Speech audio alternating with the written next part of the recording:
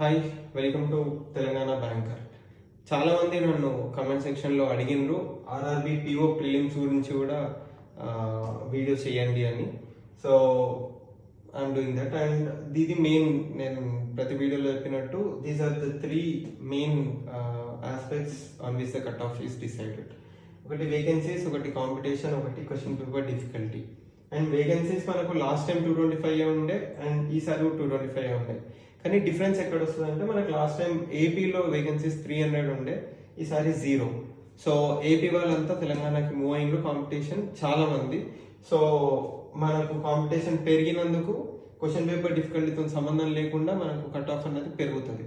And cut off మనకు last time 20.75 ఉండే. దానికి ఒక రీజన్ ఉండే, అంటే బ్యాక్గ్రౌండ్ ఏం జరిగింది, ఇంత తక్కువ కట్ ఆఫ్ ఎందుకు ఉంది అన్నదానికి నేను కంప్లీట్ వీడియో చేసి అది కూడా అప్లోడ్ చేసిన, మీరు చెక్ చేయండి అది.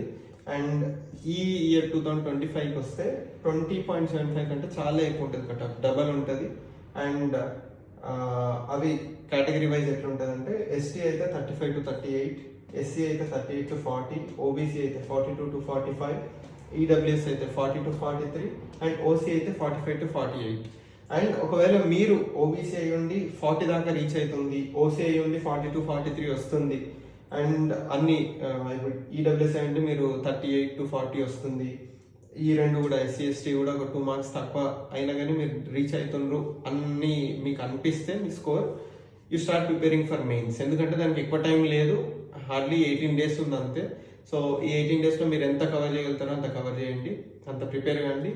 రిజల్ట్ మనకు 20కి వస్తుంది. సో 20 హార్డ్లీ 1 week ఉంటుంది రిజల్ట్ వచ్చిన తర్వాత మెయిన్స్ ఎగ్జామ్కి. సో ఆ 1 weekలో మనం ఏం కవర్ చేయలేం. కాబట్టి ఇప్పటి నుంచి ప్రిపేర్ కాండి. మీరు ఈ కట్ ఆఫ్స్ దాకా మీరు రీచ్ అవుతున్నారు, ఒక 2 marks తక్కువ అయినా కానీ మీరు రీచ్ అవుతున్నారంటే you start preparing for mains. And yeah, thank you.